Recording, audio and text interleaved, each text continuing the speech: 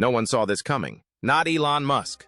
Not Wall Street. Not the trillion-dollar electric vehicle industry. But somewhere, it just happened. Something that wasn't supposed to leak. Something that could wipe out the very foundation of EV dominance overnight. No press conference, no flashy reveal, just a quiet demonstration behind closed doors. In it, Japan, a single prototype. No battery, no gasoline, no hydrogen tank, just water. And within 48 hours, the shockwave had already begun. $17 billion in EV stock value gone. Tesla staggered. Rivian plunged. Panasonic went red. Because what Toyota's CEO allegedly unveiled isn't just a new engine, it's a direct threat to everything the electric revolution was built on. Rainwater, tap water, even sea water. The car doesn't store hydrogen. It makes it on the fly as it drives. No rare earths, no superchargers, no lithium, just a steady chemical reaction that rewrites every rule. Sources inside the room described the moment as surreal. One executive stood in stunned silence. Another broke decades of protocol and applauded for 6 minutes straight. And for Japan's famously stoic boardrooms, that's not excitement. That's a seismic event, because if this tech is real, and early leaks say it is, then the future doesn't belong to batteries. It belongs to water. So, before this gets buried, before the lobbyists scramble to shut it down, hit that like button, subscribe, and stay with us. Because what you're about to hear may be the beginning of the end for electric cars. Forget everything you thought you knew about hydrogen.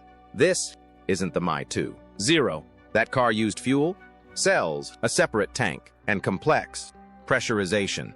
It was clean, yes, but expensive and limited by infrastructure. This new engine isn't that. This is combustion.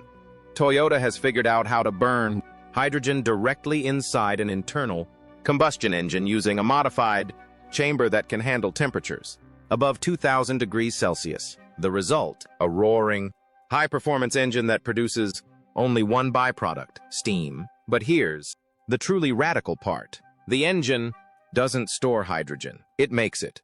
Using a proprietary nano-catalyst and a PTZO electric separation system. The vehicle extracts hydrogen atoms from water molecules in real time. That's right. While driving, you pour in water, and the car splits the H2O on demand, burns the hydrogen, and exhausts nothing but mist. How much water does it use?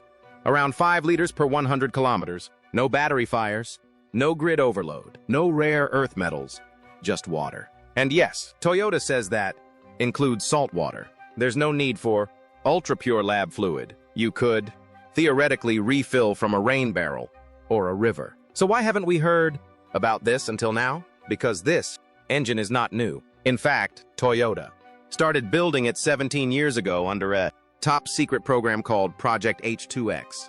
The idea was sparked in 2008, right as the world's focus shifted to lithium-ion batteries. Toyota was already a leader in hybrids with the Prius, but they saw something others missed: the coming limitations of battery tech. So they began working in silence on a combustion alternative, one that didn't rely on mining, charging, or cobalt supply chains. By 2012, Project H2X had working prototypes, but suddenly it vanished. No press release, no funeral, no leaks, just silence. Insiders claim it wasn't technical failure that killed it. It was pressure from oil companies, lithium, lobbyists, and even their own hybrid partners. EV startups were gaining momentum, and a water engine would have threatened too many existing interests. So, Toyota shelved it. The engineers were reassigned, many, to the more politically palatable MAI project. Hydrogen fuel cells were seen as safer, more manageable, easier to regulate, easier to control. But the world changed. By 2024, headlines were filled with EV battery fires, power grids buckled under charging demand. Lithium mining scandals erupted across Africa and South America.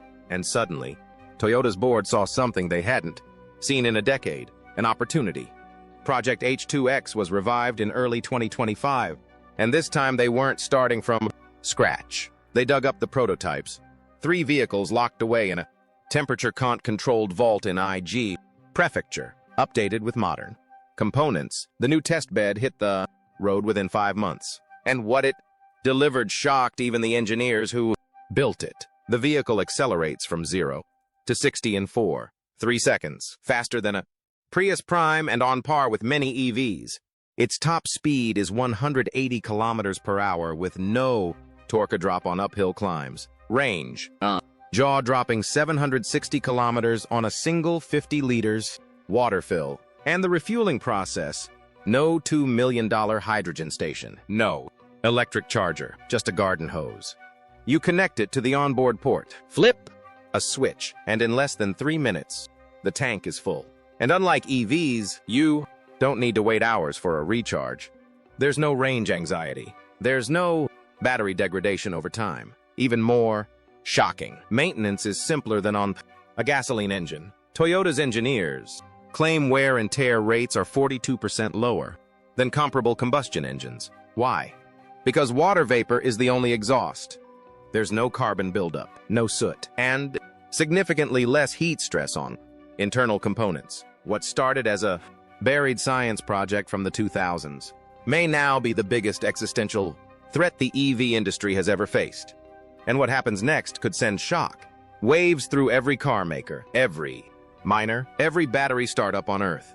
Because the moment this hits mass production, everything changes. And as of this moment, Toyota has already begun internal testing on multiple production-ready variants. No one was ready for the tremor Toyota sent through the electric vehicle world, not even Tesla. Because if what's in this engine is real, then the entire EV supply chain, the lifeline of an industry worth over $1 trillion, just got hit by a silent, invisible tsunami. Inside, Tesla's Giga Nevada, panic quietly set in. Battery modules, once seen as the core of sustainable transportation, were suddenly obsolete. Lithium no longer needed, cobalt and nickel irrelevant.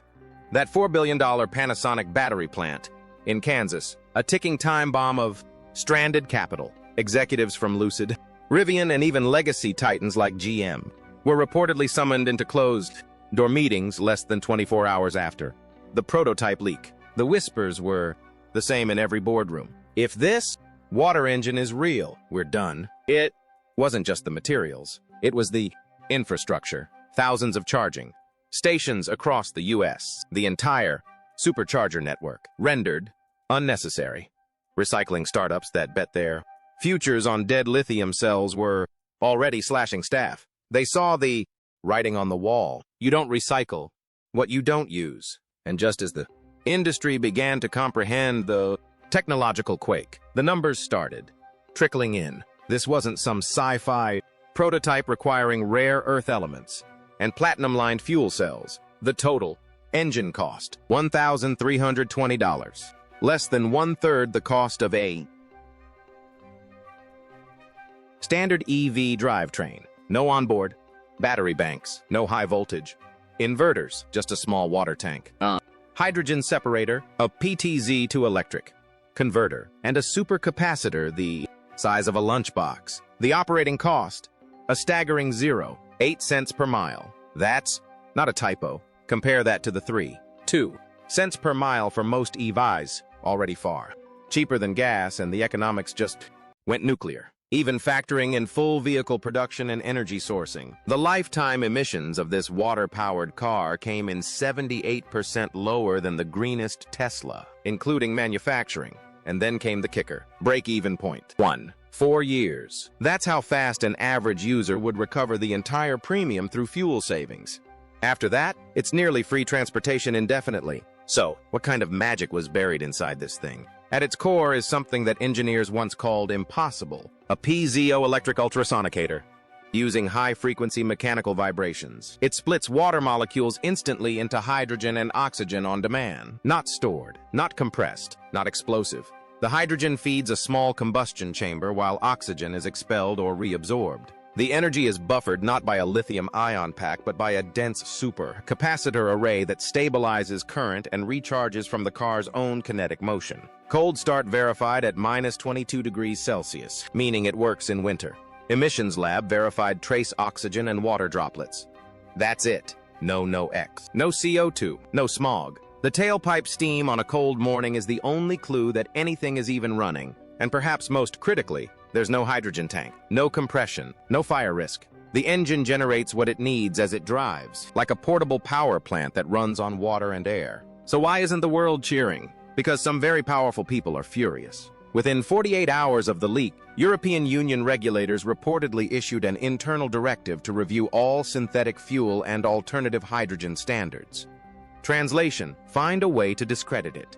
Oil lobbyists in Texas, blindsided by a fuel source that doesn't involve drilling, pipelines, or refining, called the announcement a PR stunt, even as they privately began lobbying for emergency fuel tax protections. One U.S. senator allegedly drafted a bill proposing a water usage tax for non-agricultural vehicular consumption. A tax on water. You can't make this up. In China, automotive R&D divisions began pulling archived My documents from university partnerships. Reverse engineering has already begun.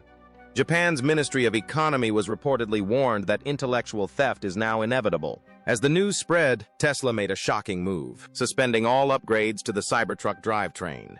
No official reason was given, but insiders claim it's because Musk himself wants to understand the water engine before committing to another round of electric innovation. Because if even 60% of this is real, it changes everything.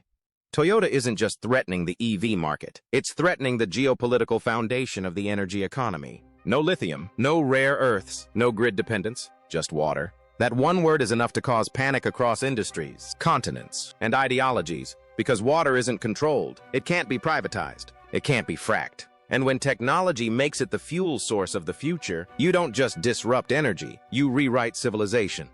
And the real battle, that's only just beginning. The first casualty, money. The financial quake didn't stop at Silicon Valley. Just hours after Toyota's secret was exposed, oil markets hemorrhaged value. Saudi Aramco, the crown jewel of petroleum dominance, lost a staggering $41 billion in market capitalization in a single trading day. That's not a dip, that's a rupture. Across the globe, Norway's trillion-dollar sovereign wealth fund hit the brakes on its aggressive lithium mining investments. For years, they'd banked on EVs to be the future. Overnight, their crystal ball cracked. They began unloading shares in lithium startups before the media could even spin the story. Meanwhile, India quietly but deliberately began signaling interest in becoming a water engine manufacturing hub by 2026. Leaked meeting memos suggest top officials met with Toyota's Asia-Pacific division barely 48 hours after the leak, eyeing rural refueling infrastructure and military adaptation in the Himalayas. The Japanese yen, long battered by inflation, surged back to life. Toyota's stock exploded 18.4% in one trading session, the biggest single-day gain in the company's modern history. And in a twist no analyst had forecast, Russia entered the chat. Kremlin insiders allegedly greenlit a fast-track program to adapt the engine for use in tanks, logistics trucks, and even submarine drone prototypes. But just as the world scrambled to catch up, more secrets leaked, and this time it wasn't from Toyota. In early June, anonymous engineers rumored to be part of a fired subcontractor team posted full schematics of the PZO catalytic hydrogen separator on a whistleblower forum. Within hours, the documents had been downloaded over 4 million times. Japan's patent office confirmed the technology had been briefly registered in 2023 and then mysteriously withdrawn. Suspicion grew that Toyota was forced into silence until now. Internal memos from research divisions in Nagagoya and Tsukuba revealed something even more audacious. Toyota had already deployed 10 test fleets across 3 continents under dummy companies. One prototype was field-tested in rural Kenya. Muddy roads, extreme heat, elevation shifts. The result, zero performance degradation. In fact, new lab reports confirmed that even in sealed environments like tunnels or underground garages, the engine's emissions remained non-toxic.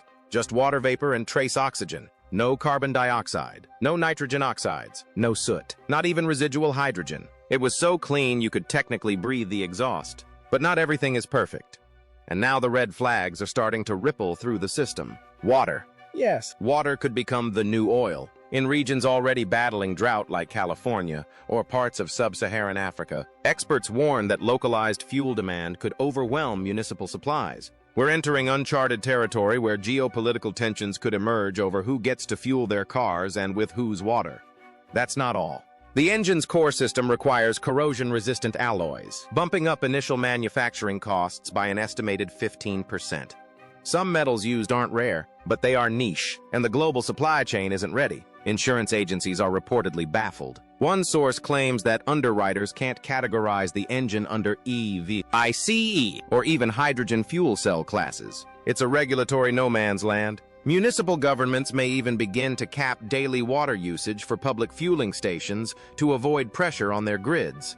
And if that happens, EV infrastructure upgrades, chargers, substations, battery backups could be halted permanently. Why build for a powered train that just got leapfrogged by water and sound waves? The storm isn't over. In fact, it's just starting. Toyota is expected to go fully public with the water engine at the next Tokyo Auto Show, not as a concept, but with full-scale production timelines. Initial rollout models may appear in Asia and the Middle East first, where EV adoption lagged due to infrastructure issues. Now, that delay looks prophetic. And what about Elon Musk? So far, silence. No tweet, no meme, no press conference. The man who's commented on every world event from Dogecoin to deep state conspiracies hasn't said a word about the engine that could render Tesla's entire mission obsolete. Insiders say Cybertruck production upgrades were quietly frozen pending review, but other automakers aren't waiting. Leaks from Detroit and Seoul suggest that emergency meetings are already underway, with some companies requesting government bailouts just to pivot toward water-based propulsion. As for Toyota, they're not slowing down. A roadmap was quietly submitted to the Japanese Ministry of Economy last week. The target: 1 million water engines per year by 2027. This isn't just the end of electric as we know it. It's the reset button for the entire global auto industry, from Detroit to Dubai. From charging cables to cobalt mines, everything is now hanging by a thread. The revolution won't be televised. It will be unleashed with the turn of a key and a splash of water. If this is just the beginning, you won't want to miss what comes next. So, hit subscribe and stay ahead of the shockwave.